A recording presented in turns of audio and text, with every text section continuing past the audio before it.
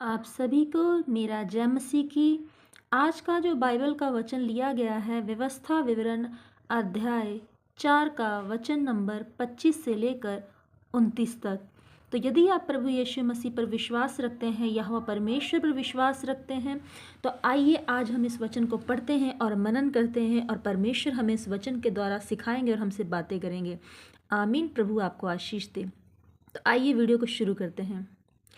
यदि उस देश में रहते रहते बहुत दिन बीत जाने पर और अपने बेटे पोते उत्पन्न होने पर तुम बिगड़कर किसी वस्तु के रूप की मूर्ति खोद कर बनाओ और इस रीति अपने परमेश्वर यहोवा के प्रति बुराई करके उसे अप्रसन्न कर दो, तो मैं आज आकाश और पृथ्वी को तुम्हारे विरुद्ध साक्षी करके कहता हूँ कि जिस देश के अधिकारी होने के लिए तुम यरदन पार जाने पर हो, उसमें तुम जल्दी बिल्कुल नष्ट हो जाओगे और बहुत दिन तक रहने न पाओगे, किंतु पूरी रीति से नष्ट हो जाओगे।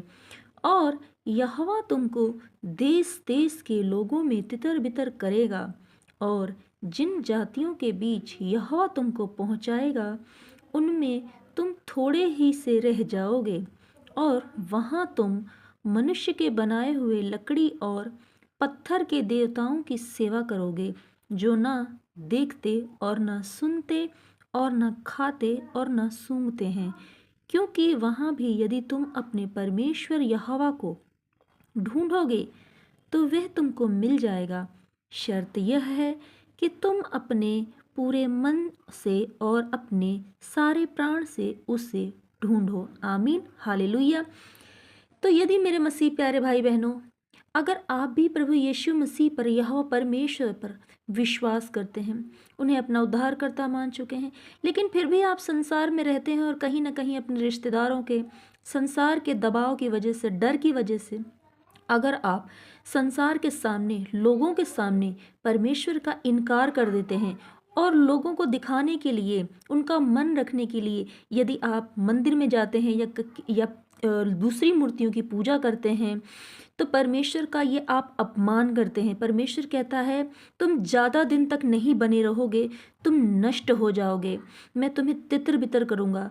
यदि मैंने जो देश तुम्हें दिया है, यानी परमेश्वर कह रहा है मैंने जो आशीषें तुम्हें दी हैं, तुम उसे भुलाकर और दूसरे देवताओं के अगर सेवा करते हो, तो परमेश्वर कहता है कि मैं तुम्हें नष्ट कर दूंगा। इसलिए मेरे मसीह भाई बहनों, हमें संसार के सामने भी परमेश्वर का इनकार नहीं करना है, क्योंकि परमेश्वर ने हमारे लिए क्रूस की मृत्यु को सहा है। उसने हमारा इनकार नहीं किया। हम पापी थे, हम बहुत ही पाप में, अंधकार में, गुलामी में पड़े हुए थे। परमेश्वर ने अपनी जान देकर, अपना लहू देकर हमें बचाया, हमें मोल लिया। और यदि हम लोगों के सामने उसके लहू की बेइज्जती करें, यदि हम लोगों के सामने ये कहें कि नहीं, मैं तो यीशु मसीह को बस यूं ही जाता हूँ, देखता हूँ, मानता हूँ, लेकिन मेरा कोई उनसे वो नहीं है, मैं तो सिर्फ मंदिर के देवताओं को ही मानता हूँ, अगर आप संसार में लोगों का मन रखने के लिए भी ऐसा करते हैं, तो भी परमेश्वर कहता है आप परमेश्वर की बेइज्जती करते हैं। तो आपको ऐसा नहीं करना है। आप, वचन कहता है यदि तुमने पाप कर दिया है, अगर तुमने गलती से मूर्ति की पूजा कर ली है, या मंदिर में चले गए हो, या आपने कहीं भी कुछ पाप कर दिया, तो परमेश्वर कह रहा है यदि तू ऐसे देवताओं की सेवा कर रहा है जो न देखते हैं, न सुनते हैं, न बोलते हैं, वो गूंगे हैं, लेकिन फिर भी मैं तुझे माफ़ करूँगा, मैं फिर भी तेरी प्रार्थना को सुनूंगा। लेकिन शर्त क्या है? देखिए परमेश्वर हमारा कितना महान है। वो क्या कह रहा है कि अगर मेरे बेटे तुझसे पाप हो गया, अगर तूने जाने अनजाने मेरा इनकार करके लोगों का मन रखने के लिए अगर तू मंदिर में गया, पत्थर की मूर्तियों को अपने लिए देवता माना, लेकिन जब फिर भी मैं तुझे क्षमा कर दूंगा यदि तू मुझे अपने पूरे तन मन से ढूंढे। परमेश्वर का वचन कहता है परंतु वहां भी यदि तू अपने मन से परमेश्वर को ढूंढेगा तो वह तुझे मिल जाएगा। शर्त यह है कि तू अपने पूरे मन से और प्राण से ढूंढे।